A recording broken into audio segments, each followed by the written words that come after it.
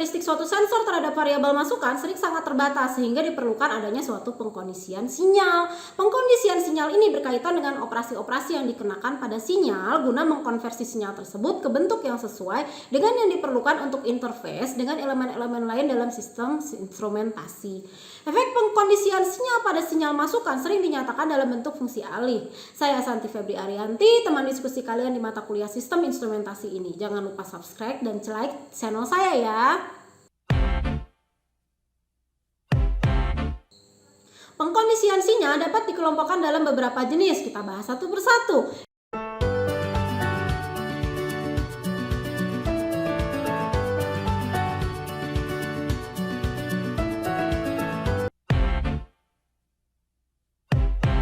Yang pertama adalah pengubahan level sinyal. Suatu cara yang paling sederhana untuk pengkondisian sinyal adalah dengan mengubah level sinyal, yaitu dengan melakukan penguatan ataupun peredaman. Salah satu faktor yang penting dalam pemilihan penguat adalah impedansi masukan yang ditawarkan kepada sensor atau elemen lain yang berfungsi sebagai masukan.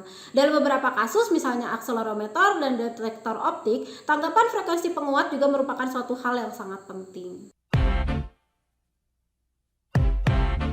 Yang kedua adalah linearisasi. Hubungan antara keluaran dengan masukan sensor sering kali tidak linear.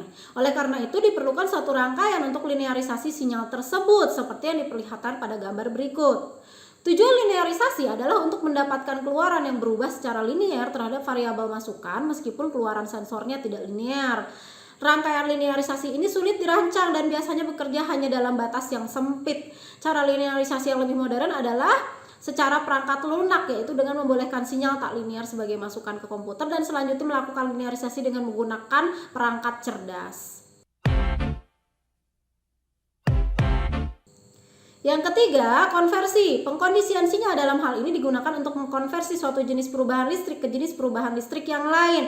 Konversi ini diperlukan misalnya dalam transmisi sinyal dan interface dengan sistem digital. Transmisi sinyal. Untuk transmisi sinyal seringkali digunakan transmisi arus karena tidak dipengaruhi oleh perubahan beban. Standar level arus yang digunakan adalah 4-20 mA. Yang kedua, interface digital. Penggunaan komputer dalam sistem instrumentasi akan memerlukan suatu konversi dari data analog. Yang keempat, filter dan penyesuai impedansi. Dalam banyak kejadian, sinyal yang diperlukan sering bercampur dengan sinyal yang tidak diinginkan atau noise. Untuk menyingkirkan sinyal yang tidak diinginkan tersebut dapat digunakan filter yang sesuai, yaitu low pass filter atau LPF, high pass filter atau HPF, notch filter atau gabungan dari filter-filter tersebut. Penyesuaian impedansi kadang diperlukan, yaitu apabila impedansi internal transducer atau impedansi saluran dapat menyebabkan terjadinya suatu kesalahan dalam pengukuran suatu variabel. Yang kelima, konsep pembebanan. Salah satu hal yang sangat penting dalam pengkondisian sinyal analog adalah adanya pengaruh pembebanan dalam suatu rangkaian oleh rangkaian lain yang dapat menyebabkan terjadinya ketidakpastian dalam amplitude tegangan. Gambar ini memperlihatkan efek pembebanan pada sensor yang dalam hal ini dinyatakan dalam rangkaian setara Thevenin. Sudah kita singgung di video sebelumnya ya mengenai hal ini. Tegangan beban dalam gambar diberikan oleh persamaan sebagai berikut, di mana VA-nya adalah tegangan beban, Vx-nya adalah tegangan sensor dalam keadaan rangkaian terbuka, dan Rx-nya adalah impedansi internal sensor, sedangkan RL-nya adalah impedansi beban. Contoh soalnya adalah sebagai berikut. Sebuah penguat mengeluarkan tegangan 10 kali tegangan terminal masukannya dan mempunyai resistansi masukan sebesar 10.000 ohm. Sebuah sensor mengeluarkan tegangan yang sebanding suhu dengan fungsi alih 20 mV per derajat Celcius. Sensor tersebut mempunyai resistansi keluaran sebesar 5.000 ohm. Apabila suhu yang diukur sebesar 50 derajat Celcius, berapakah tegangan keluaran penguat tersebut? Oke, kita coba kerjakan bersama. Suatu contohnya ini, penyelesaiannya itu kita buat di gambar berikut. Tegangan sensor dalam keadaan tanpa beban diperoleh dari fungsi alih berikut. Sehingga tegangan keluar penguatnya dapat kita peroleh sebagai berikut. Oke. Jadi gimana? Sama semua? Benar gitu? Oke, ini salah ya. Seharusnya penyelesaian yang benar diperlihatkan dalam gambar sebagai berikut. Tegangan yang sebenarnya muncul pada terminal masukan penguat adalah sebagai berikut. Dengan Vt sama dengan 1 volt. Dengan demikian, besarnya tegangan keluaran penguat adalah sebagai berikut.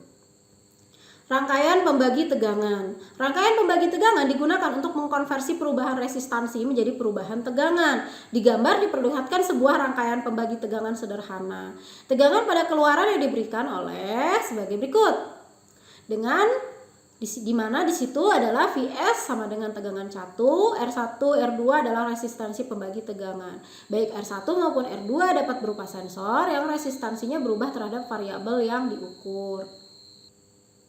Dalam penggunaan rangkaian pembagi tegangan perlu diperhatikan hal-hal sebagai berikut. Yang pertama, perubahan Vd terhadap R1 maupun R2 tidaklah linear. Yang kedua, impedansi keluaran efektif rangkaian adalah kombinasi paralel R1 dan R2. Yang ketiga, karena arus mengalir melalui kedua resistor, maka rating daya resistor maupun sensor harus diperhatikan. Oke, kita punya contoh soal yang kedua. Rangkaian pembagi tegangan dalam gambar 1 mempunyai R1 sama dengan 10 kilo ohm. Vs-nya adalah 5 volt. Misalkan R2 adalah sensor yang resistansinya berubah dari 4 sampai 12 kilo ohm terhadap suatu variabel dinamik. Berapa? Pertanyaan yang A, nilai Vd minimum dan maksimum. Yang B, kisaran impedansi keluaran. Yang C, kisaran daya yang didisipasikan oleh R2. Berikut penyelesaiannya. Yang A, untuk R2 4 kilo ohm perhitungannya adalah sebagai berikut. Untuk R2 12 kilo ohm perhitungannya adalah sebagai berikut. Jadi tegangan rangkaian pembagi tegangan tersebut berubah dari 1,43 volt ke 2,73 volt.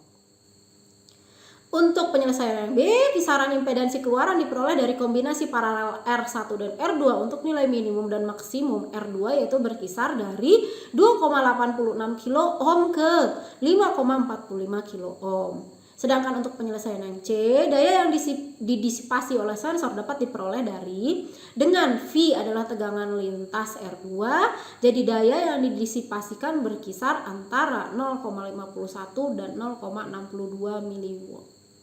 Oke, sekarang kalian sudah punya sedikit review mengenai pengkondisian sinyal. Selanjutnya tugas kalian adalah mencari tahu berbagai aplikasi untuk pengkondisian sinyal. Misalnya pengkondisian sinyal pada sensor dan juga bagaimana sih simulasinya. Aplikasi untuk simulasi ini bebas kalian pilih, bisa dengan Multisim, Proteus atau apapun yang telah kalian pelajari. Jadi jangan lupa kalian cari tahu aplikasi untuk berbagai pengkondisian sinyal, kemudian kalian coba juga simulasinya. Di video berikutnya kita akan bahas mengenai aplikasi rangkaian jembatan. Thank you for watching.